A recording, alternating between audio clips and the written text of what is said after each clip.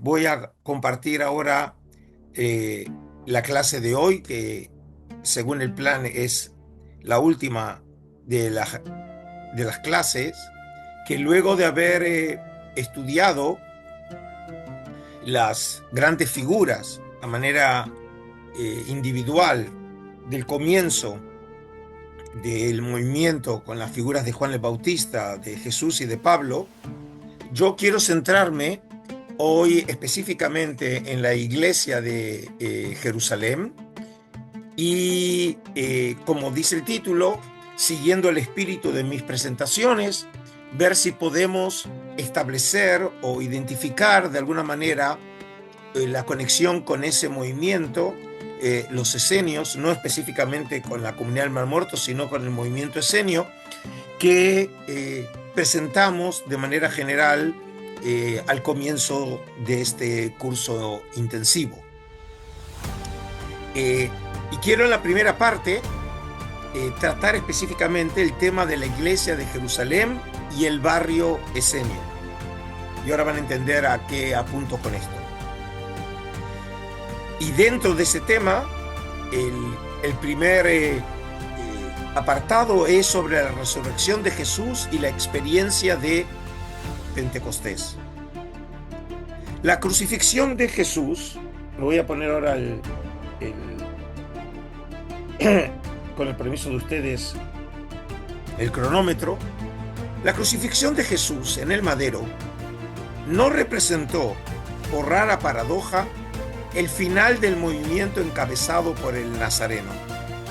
Por el contrario, este evento resultó el comienzo de una revolución política, social y espiritual que habría de cambiar la historia de la humanidad.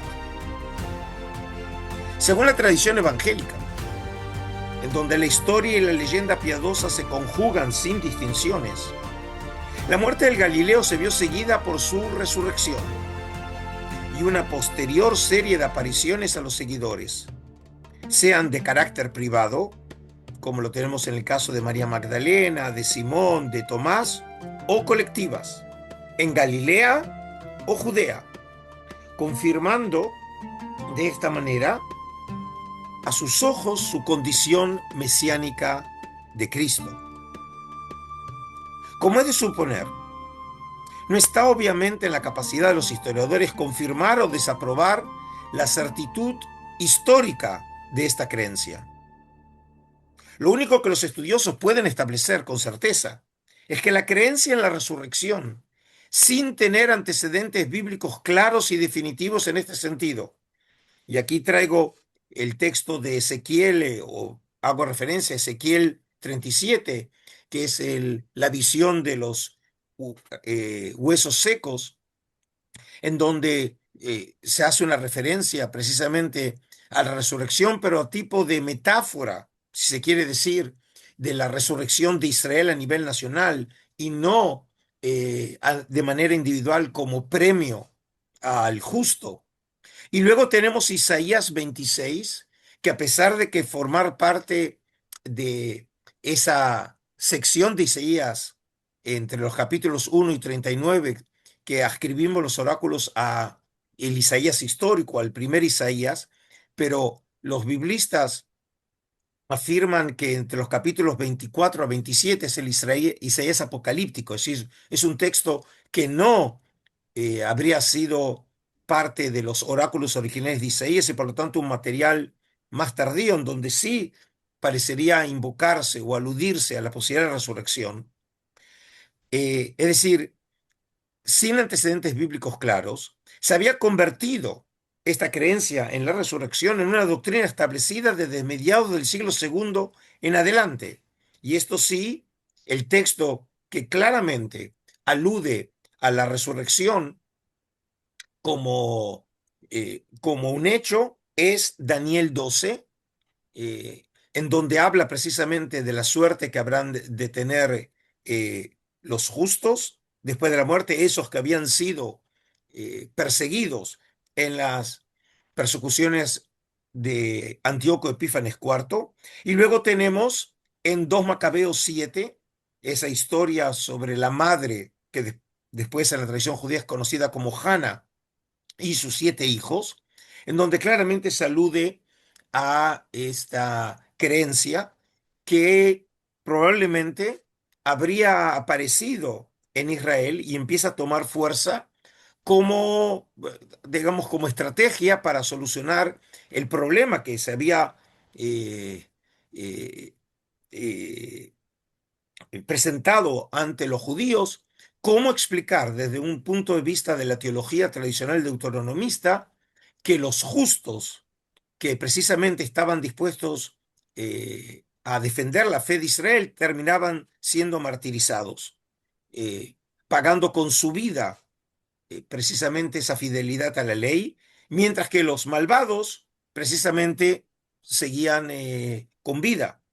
La manera de solucionar este desafío teológico es que el premio lo iban a tener precisamente en la otra vida con esa eventual resurrección. Y por eso podemos, o por lo menos así entiendo, que la creencia en la resurrección sería la otra cara de la moneda de la institución del martirio, que por primera vez lo conocemos en la historia de la humanidad, persecuciones de carácter religioso, que lo encontramos en la época de los macabeos. Es decir, de aquí hay una relación intrínseca entre estas dos instituciones, es decir, por un lado el martirio y por otro lado la creencia en la resurrección.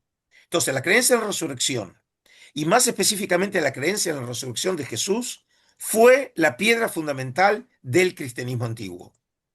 Según palabras del teólogo suizo Hans Küng, y lo cito, el nacimiento de la iglesia solo puede explicarse a partir de la fe en el Jesús resucitado a la vida.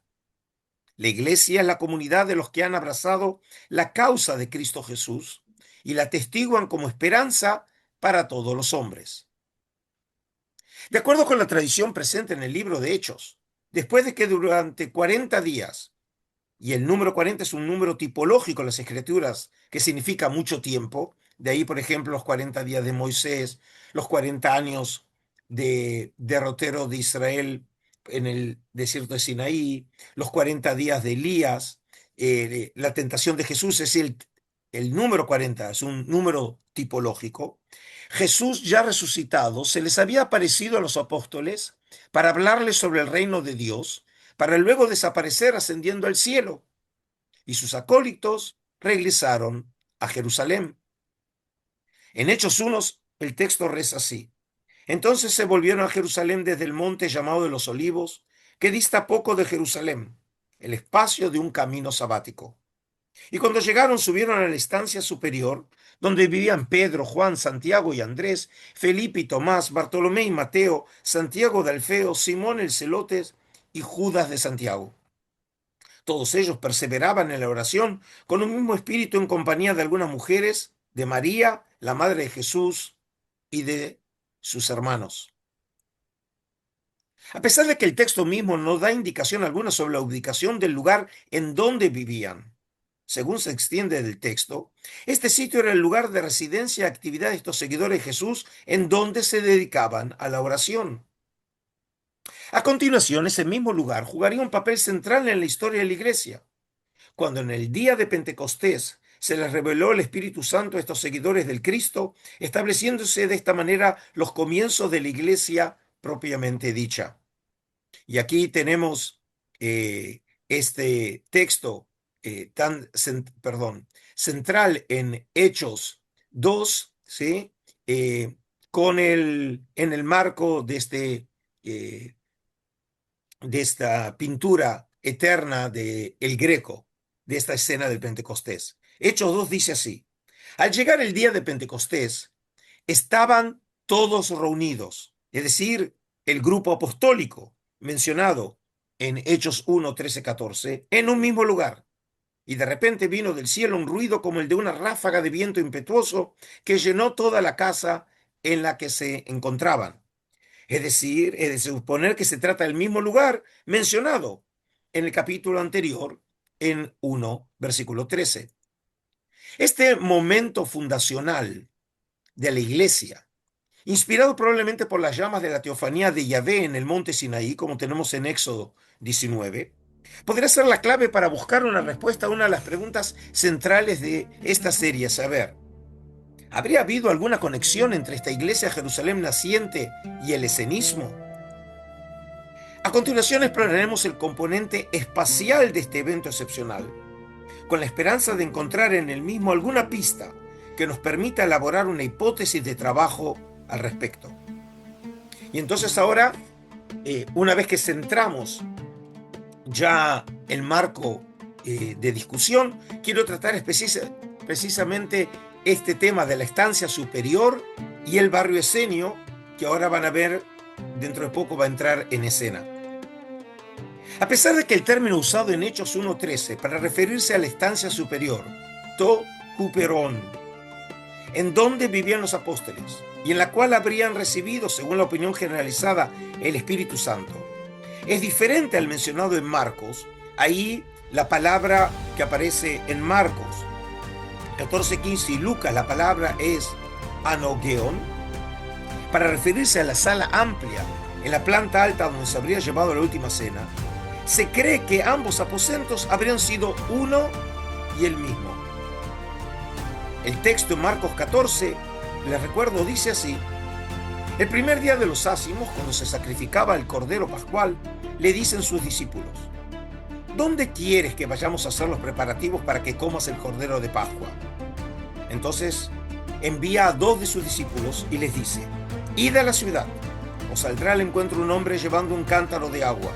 Seguidle, y allí donde entre, decida el dueño de la casa: el maestro dice, ¿dónde está mi sala donde pueda comer la Pascua con mis discípulos?